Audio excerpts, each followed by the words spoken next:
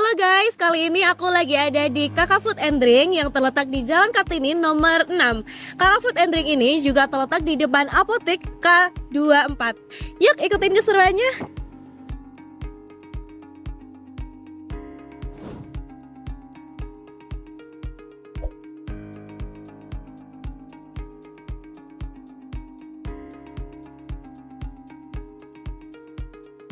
Jadi guys, untuk buah-buahan itu dipilih secara langsung dari petani dan masih fresh.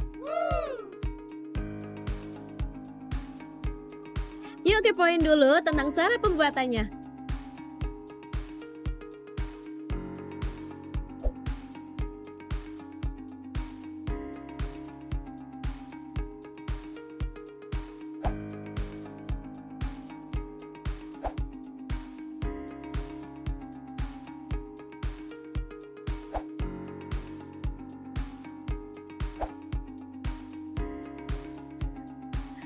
Halo Kak, izin bertanya ya, ini untuk minuman paling best seller di sini apa aja ya? Biasanya minuman yang best seller di sini ada alpukat sama mangga. Oh. Itu paling best seller banget sih. Itu paling banyak diminati sama pelanggan gitu ya Kak? Iya, paling banyak.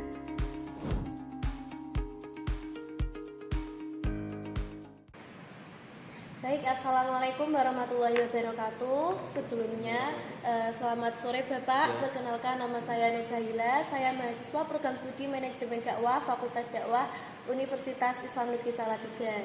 Nah, dengan Bapak Alwi ya Pak. Nah, sebelumnya terima kasih banyak sudah meluangkan waktu untuk bisa kami wawancarai hari ini. Sesuai kesepakatan, wawancara ini akan membahas seputar perjalanan Anda membangun Kakak Food and Drink dan juga sedikit tentang K3. Sebelum kita mulai, apakah saya diizinkan untuk merekam percakapan ini hanya untuk keperluan pribadi saya agar tidak ada informasi yang terlewat, Bapak? Boleh, silakan. Langsung saja, bisa ceritakan sedikit tentang diri Anda sebelum terjun ke dunia bisnis kuliner ini, dan apa latar belakang Anda? Kalau latar belakang maksudnya tentang pendidikan ataupun kalau latar belakang pendidikan sendiri ya kuliah di Salatiga sama aja ya. Kalau tentang bisnis itu sebenarnya saya suka dari dulu waktu kuliah. Jadi kan waktu kuliah sudah belajar usaha ya walaupun naik turun kan. Lebih cenderung sering turunnya. Jadi pas awal kuliah nyoba kan saya juga mikirnya kayak gini. Ketika masih kuliah kan semua masih di backup sama orang tua. Jadi ketika gagal itu masih ada yang backup, ada yang bantu. Ketika gagal masih ada yang backup, maka kesempatan saya untuk mencari pengalaman sebanyak mungkin walaupun sering gagal dan akhirnya kan dapat pengalaman setelah selesai kuliah seperti itu. Setelah selesai kuliah S1 saya lanjut S2 sambil usaha. Sambil usaha juga. Sambil usaha ya tetap di situ masih banyak menemui kegagalan. Setelah selesai S2 terus jadi dosen bahasanya yang mungkin bisa dikatakan paruh waktu seperti itu. Saya bangun usaha tapi selain bangun usaha secara autodidak itu kan aku memang belajar kerja di tempat orang dulu. Belajar di tempat orang saya nggak minta gaji tapi harus diperbolehkan dari hulu sampai hilir aku belajar. Jadi di situ kan dari belanja terus produksi menyajikan terus melayani customer aku harus boleh. Untuk gaji aku memang nggak minta, memang aku kan di situ cari pengalaman. Setelah cari pengalaman di situ saya merasa cukup, terus saya buka lagi gitu kan, seiring dengan berjalannya waktu itu juga saya bangun networking karena kalau mahasiswa kan critical thinkingnya udah lumayan terbangun kan. Cuma networking di bidang usaha itu kan belum banyak. Ya kayak teman-teman mungkin kan karena fokus di dunia akademisi itu kan fokusnya ketemu sama teman-teman mahasiswa, sama-sama orang teori dalam dunia pendidikan. Selain itu ketika berorganisasi sama-sama ketemu mahasiswa lagi, bukan sama orang praktisi. Lah tahun 2020 itu mencoba untuk ketemu sama-sama praktisi gitu kan. Jadi gabung yang punya ekosistem praktisi. Kalau di kampus itu kan ekosistemnya rata-rata akademisi, Iya. lebih cenderung teori. Bukan berarti teori nggak penting, teori sangat penting untuk membaca lapangan, tapi orang praktisi itu pelaku lapangan kan, pelaku di lapangan kan, seperti itu. Karena teori-teori pun juga dari lapangan. Kalau praktisi dengan pengalamannya, teori dengan baca situasinya kan, seperti itu. Saat aku bangun networking dengan orang-orang praktisi itu kan ketemu sama orang-orang dinas koperasi, terus ikut pelatihan. Saat ikut pelatihan itu kan saya, semua teman-teman saya hampir tak minta nomornya. Ketika saya minta nomornya, aku kan pasti juga minta tolong di save gitu kan. Ketika sama-sama save itu kan tahu story-nya, jadi kan tahu track record kegiatan mereka, pengembangan usahanya seperti apa. Terus ketika kita tahu kan biasanya kan kita dapat referensi baru. Ketika terbangun seperti itu, mulailah saya paham tentang marketing. Jadi kan untuk secara manufacturing ataupun produksinya aku kan belajar di kerja. Ya ada promosinya di situ, tapi aku nggak cocok sama orang yang saya tempatin kerja. Jadi promosinya itu ya mengalir, nggak di strategi gitu. Jadi kan kalau sama orang-orang di pelatihan ataupun di networking teman-teman pelatihan itu kan cara promosinya gimana sih? Terus kita saling selling itu, aku punya usaha, kamu punya usaha gitu kan.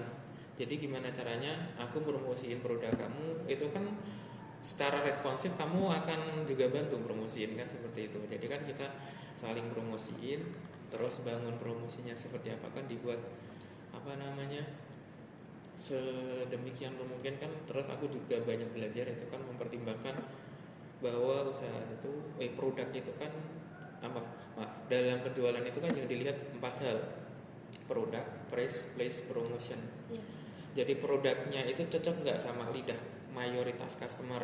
Jadi kan gimana caranya kalau makanan ya seenak mungkin di kelasnya, jangan dibandingkan seenaknya mungkin, tapi dibandingkan yang 5.000 bandingkan 30.000, ya seenak mungkin di kelasnya.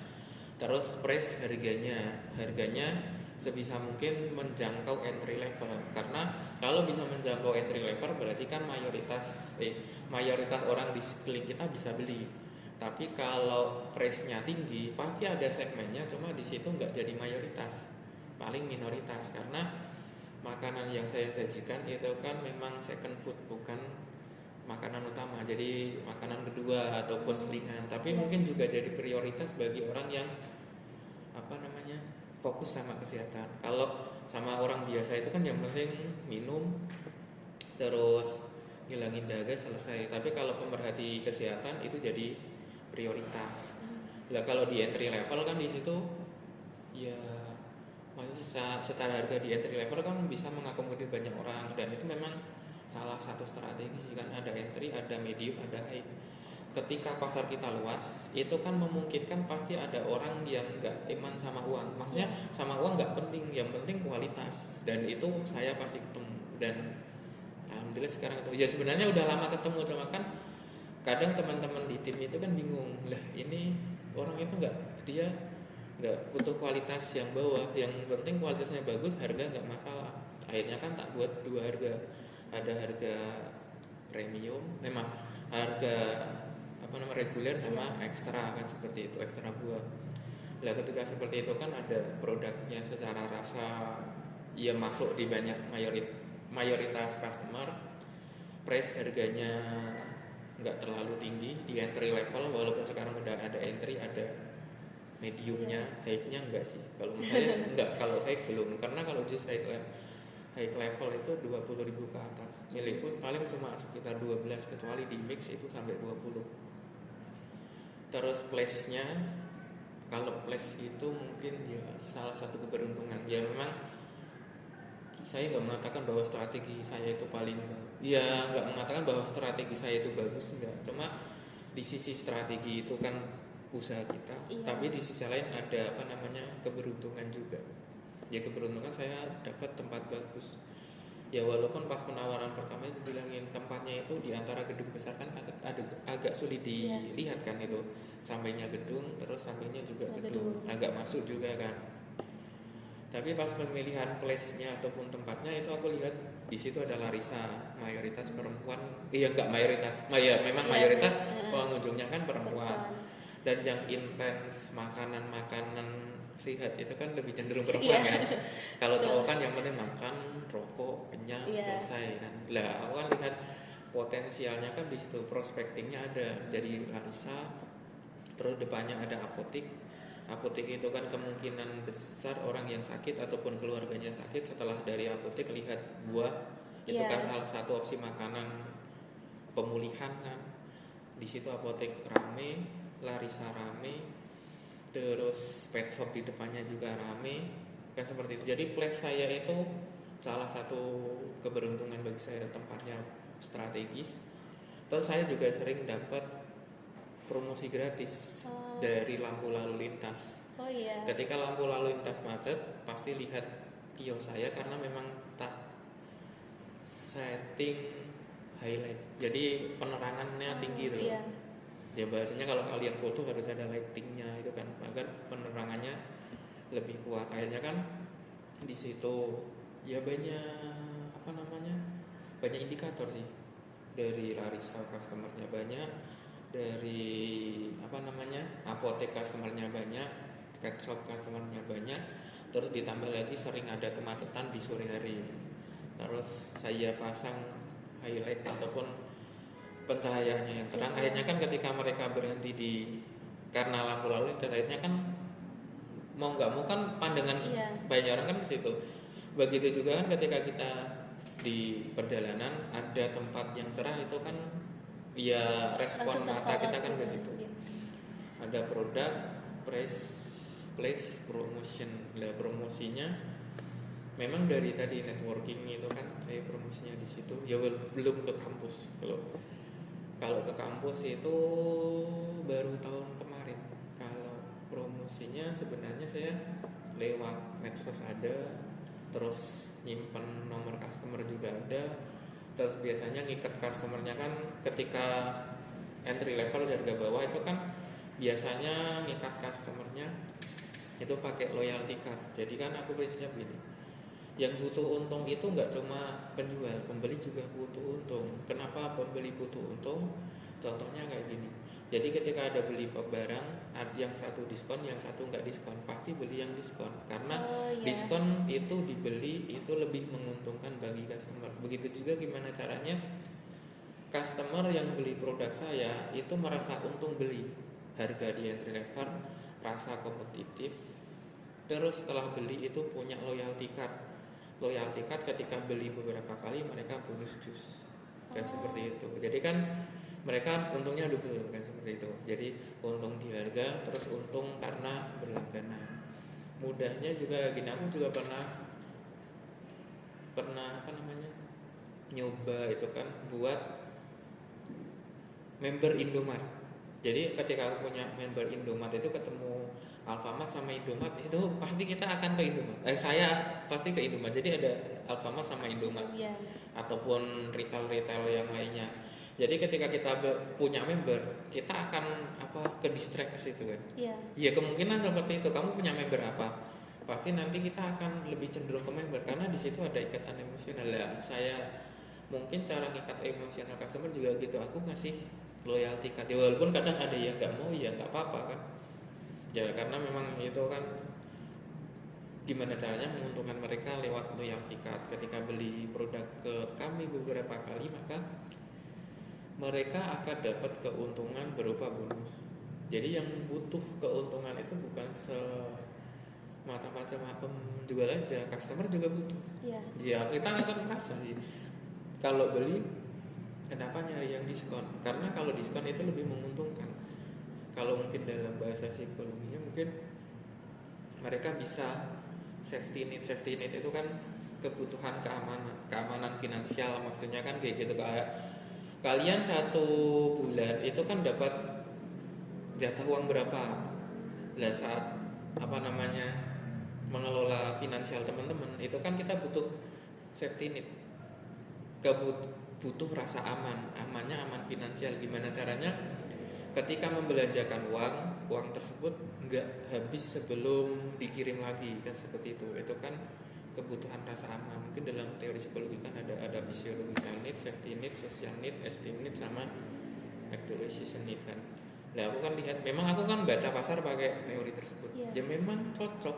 Jadi kenapa customer itu butuh untung, ya memang ada kebutuhan aman finansial salah satunya kan seperti itu. Jadi kayak kita belanja, aku sendiri kan kalau belanja ya tetap cari yang murah kan, tapi yang kualitasnya bagus, ya kan.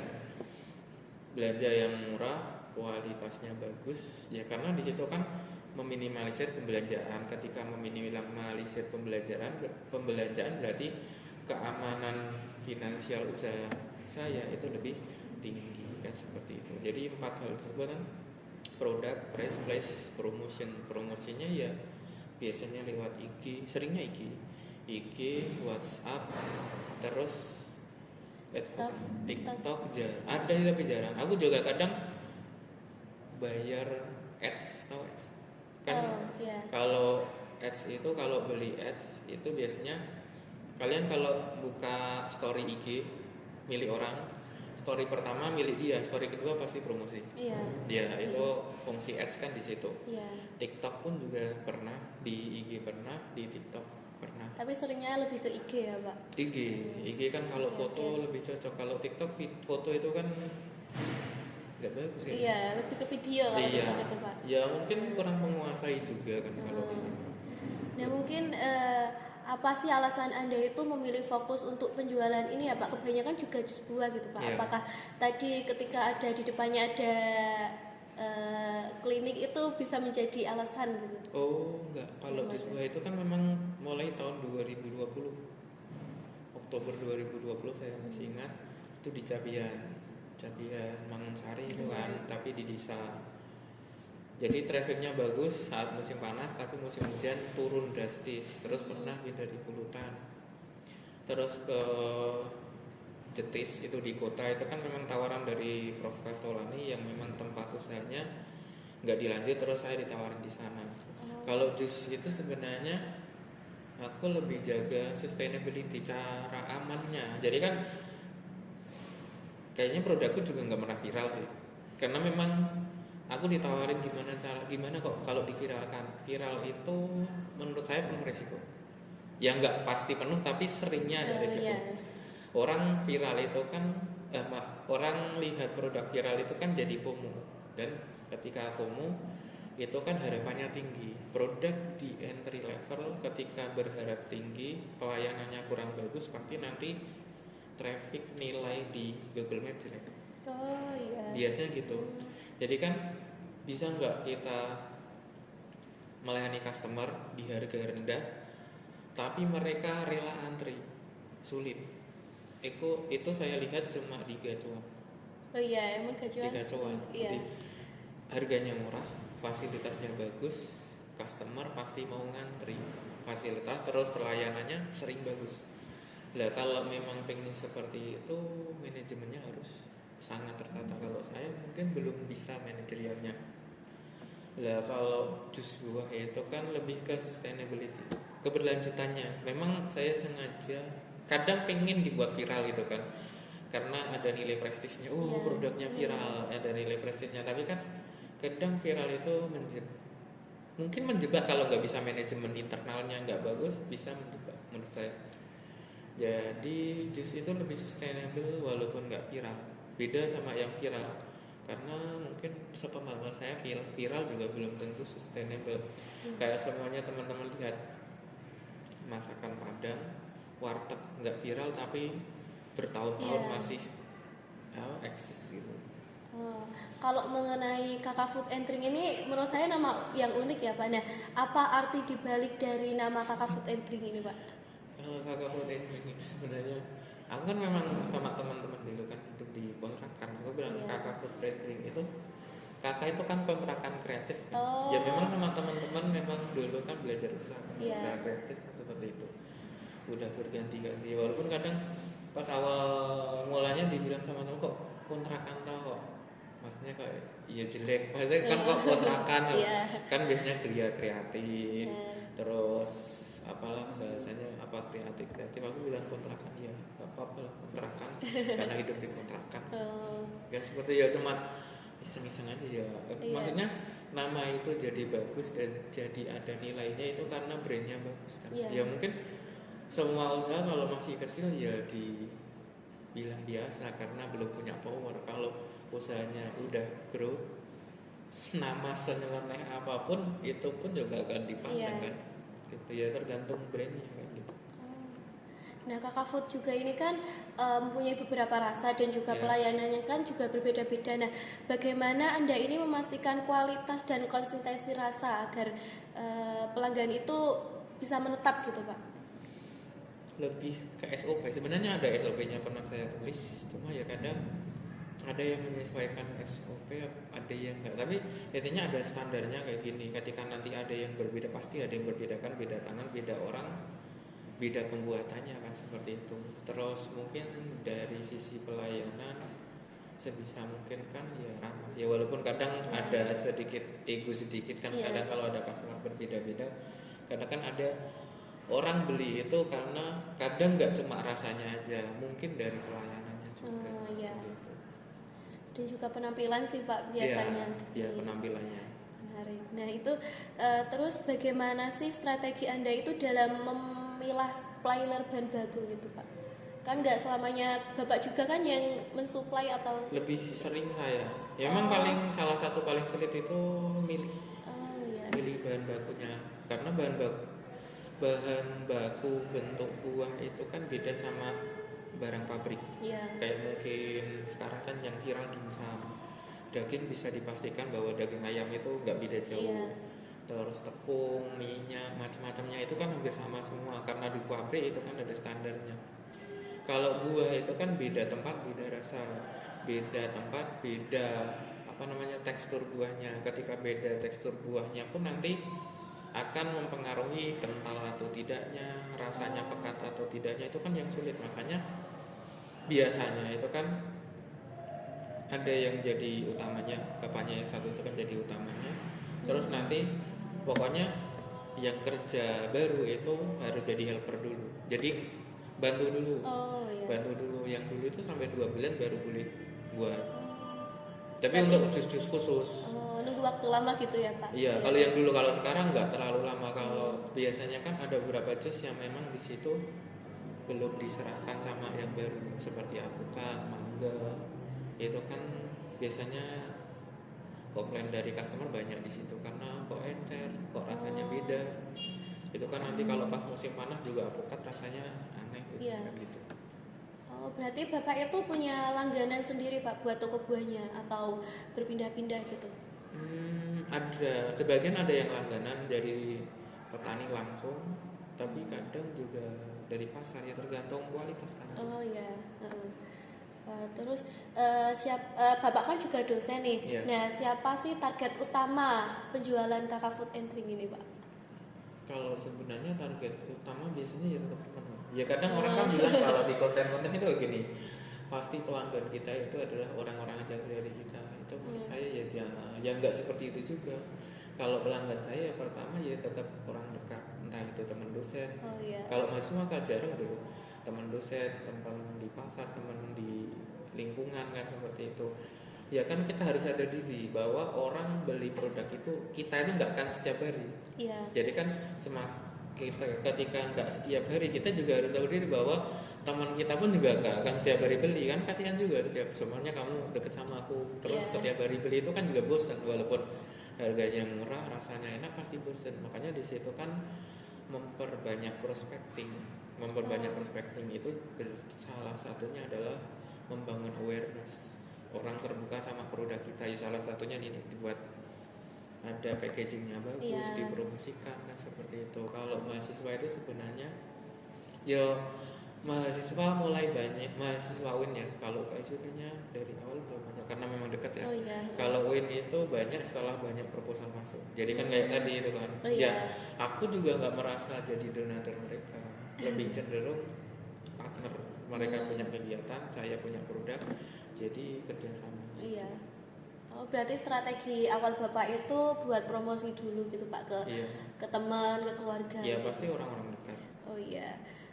Terus ketika kita membangun usaha itu kan pasti ada tantangan nih Pak. Iya. Nah, tantangan terbesar apa yang pernah Bapak alami ketika membangun bisnis ini? Oh iya, tantangan. Atau mungkin pandemi, mungkin kan ini 2021 udah pandemi ya Bapak? Udah pandemi, tapi Pandemi atau persaingan ketat antara produk lain gitu Pak? sebenarnya paling berat itu memahami musim kalau makanan. Musim. Iya bener, menurutku memahami musim sih. Kalau pandemi itu masih bisa lah, karena produkku kan agak ke kesehatan kan. Iya. Maksudnya kalau buah itu kan agak ke buah yang healthy kan. Iya. Jadi itu menunjang. Ya bagus sih. Tapi kalau musim itu ya harus adaptasi banget semuanya. Dari panas itu kan nanti naik trafficnya, terus hujan, harus ada safety finansial juga kan. Kadang kan biasanya pengusaha kalau trafficnya naik dia nggak safety untuk musim hujan, padahal usaha itu ya mungkin seperti petani, ada waktu nanam, ada waktu panen. Iya.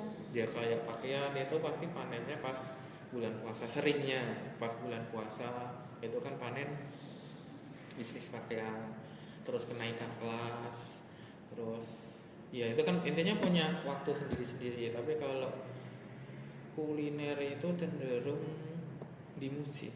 Kalau apa namanya pesaing itu ya ada sih, jus banyak, cuma di segmen harga saya dan rasanya itu aku punya ciri khas yang berbeda itu Iya. kan. Jadi yang pakai sablon sedikit, terus promosi seperti saya juga sedikit. Aku tanya mereka pakai online kayak Grab, Gojek, Shopee, itu juga sedikit yang pakai. Jarang ya Pak? Jarang. Ya ada tapi jarang karena itu ribet kayaknya. Berarti kalau tentang musim ini berarti sulit ya Pak diatasinya gitu? Sulit. Ya kamu lihat aja besok. Ini kan udah mulai musim hujan. Iya. Kemarin kan usaha di pinggir-pinggir jalan banyak kan. Saat Iya. Agustus September itu biasanya banyak karena biasanya ada traffic penjualan naik itu kan memang di Juli Agustus. Jadi orang jualan di pinggir jalan itu kan naik. Iya. Terus banyak orang yang niru-niru ikut jualan di pinggir jalan itu biasanya di Agustus September mereka ikut-ikut. Setelah itu kan kebetul hujan tutup. Oh. Banyak. Iya. Aku sering berapa tahun itu ya. Jadi pas di Capian itu aku buka di bulan Agustus September gitu kan. Pasti samping-sampingnya juga ikut. Waktunya pun sama, hampir sama, mungkin terpaut 1 minggu, 2 minggu. Kalau saya analisis, oh iya ini di musim panas. Sampai-sampai kan saya punya catatan. Jadi musim panas itu kurang lebih di bulan apa-apa. Oh, iya. Musim hujan di bulan apa. Biasanya kan panas itu April, Mei, Juli, Agustus, September. Ini kan udah mulai habis kayaknya musim panas. Kurang lebih tapi nggak pasti ya.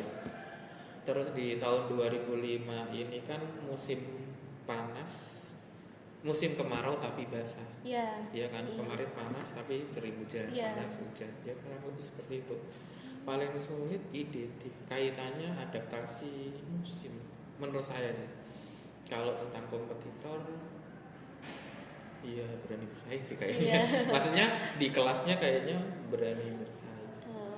Tapi bukan berarti terus aku merasa paling bagus, enggak. Ya karena memang aku punya segmen sendiri-sendiri. Karena aku juga sering promosiin ke Bank BNI, ke Bank BRI, ke Bank BCA, ke kampus UKSW, kadang kampus UIN juga.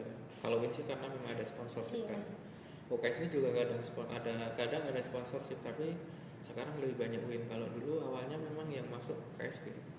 Kan kayak gitu. Ya sering ditolak sama customer, sering. Iya. Kadang ke pabrik SCI, ke pabrik CPI, dia promosiin gitu kan namanya.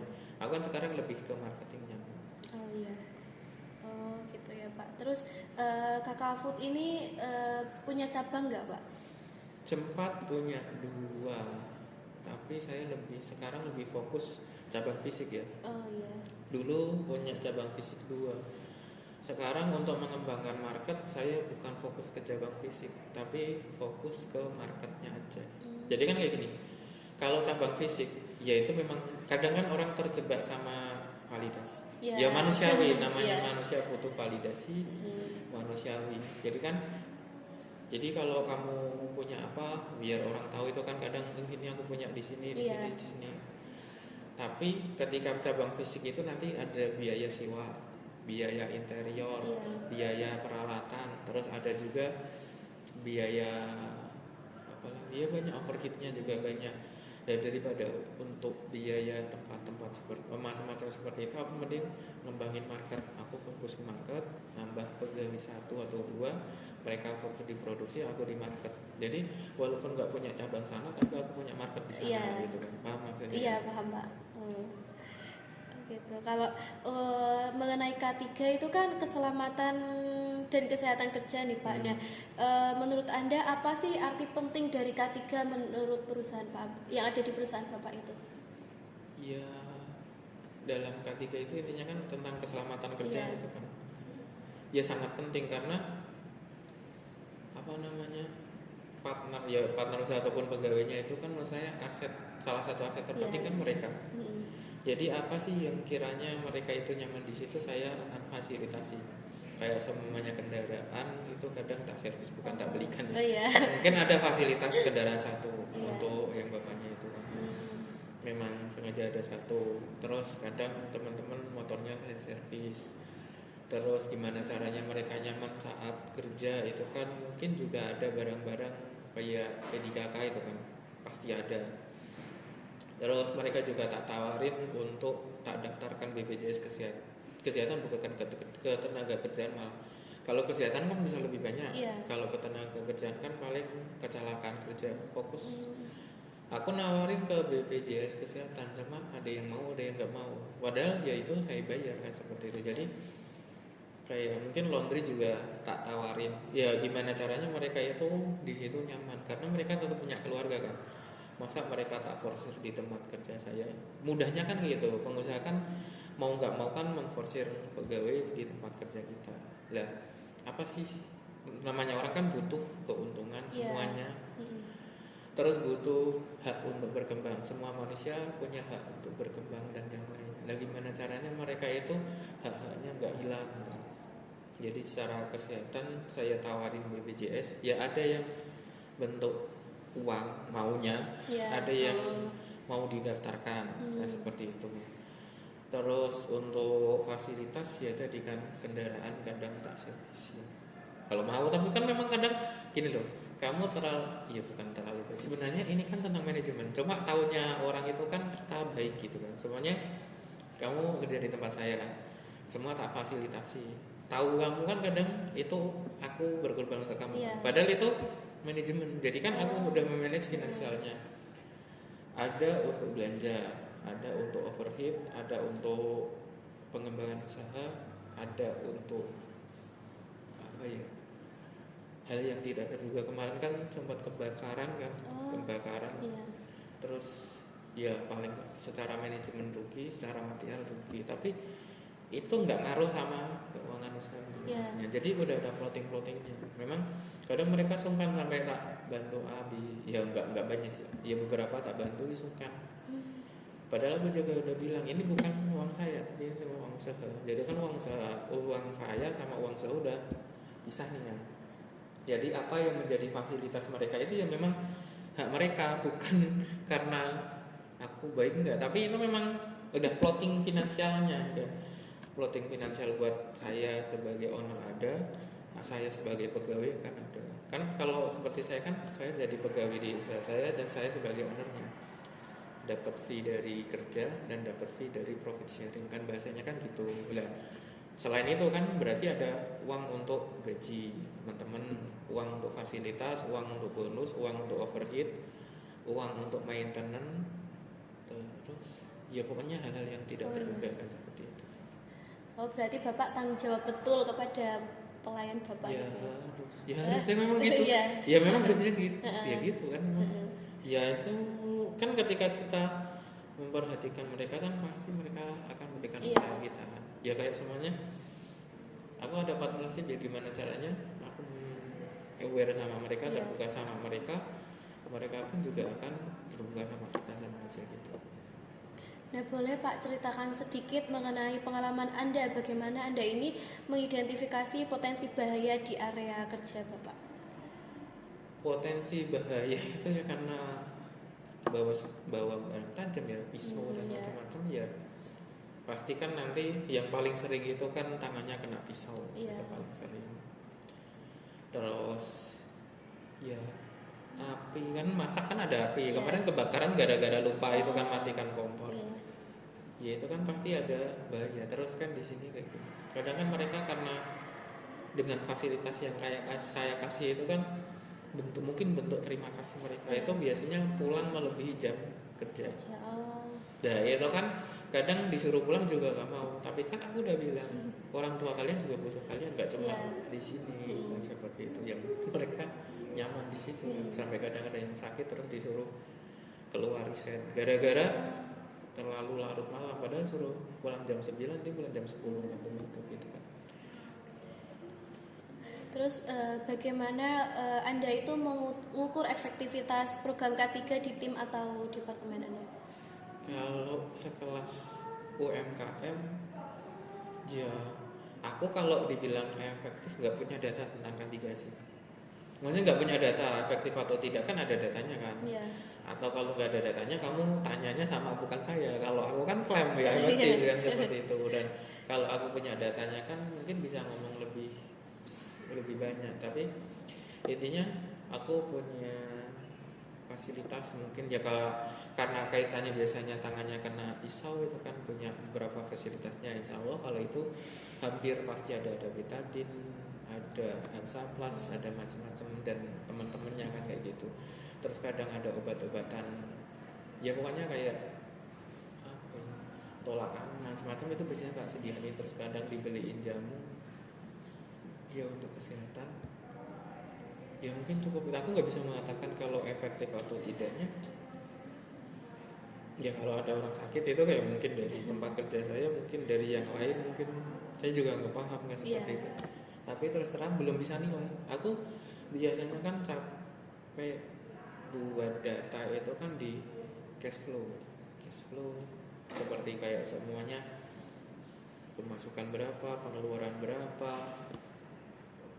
buat partnership seperti apa, strategi marketingnya seperti apa, itu kan kerjaan banyak banget udah. Ya itu paling kalau tentang K3 cuma memfasilitasi itu sama nawarin BPJS. Cuma itu ya iya. Pak? Maksudnya kalau kayak perusahaan karena memang beda kan. Mungkin ya mungkin PR saya harus ada yang plotting ke situ. Mungkin gitu. Iya.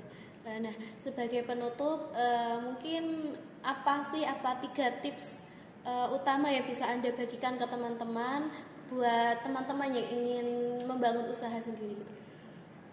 Tipsnya ya selalu belajar sama, kalau memang pengen belajar usaha ya belajar sama praktisinya.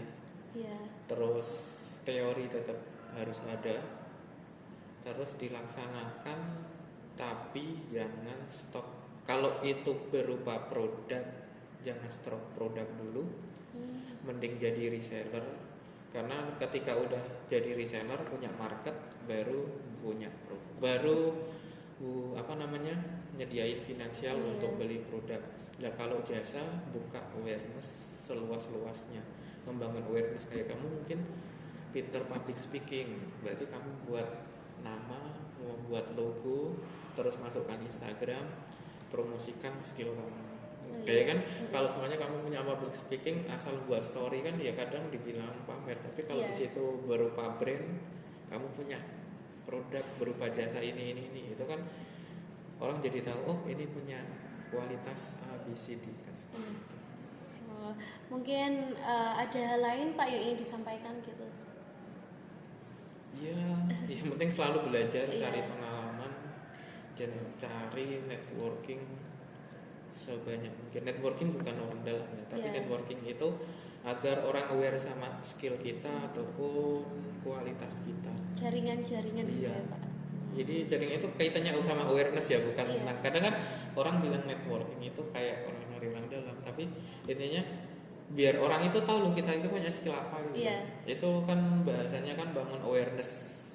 Awareness itu orang terbuka. Kamu punya skill public speaking, yang tahu saya kan mungkin saya butuh, tapi kalau yang tahu kamu punya public speaking itu 10.000 orang, kan kemungkinan orang meng-hire kamu tinggi. Meng-hire itu mempekerjakan, ya kan? Iya. Jadi kan kayak semuanya dulu orang nggak tahu bahwa saya itu buka partnership, tapi seiring banyak orang tahu kan akhirnya banyak proposal. Iya. Ya kan lebih bangun awareness kan bahasanya gitu. Baik Bapak Alwi, terima kasih sekali lagi atas waktu dan wawasan yang sangat berharga. Sukses selalu untuk Kakak Food and Drink ini. Semoga Kakak Food and Drink ini semakin berkembang lebih pesat dan semoga bisa membuka cabang dimanapun ya Pak. Amin. Nah, seru sekali ngobrol dengan Bapak Alwi ini. Bapak Alwi ini merupakan pengusaha atau beliau ini juga membuka usaha Kakak Food and Drink ini tanpa campur tangan orang lain. Mungkin sekian dari saya Bapak. Wassalamualaikum warahmatullahi wabarakatuh. Waalaikumsalam warahmatullahi wabarakatuh.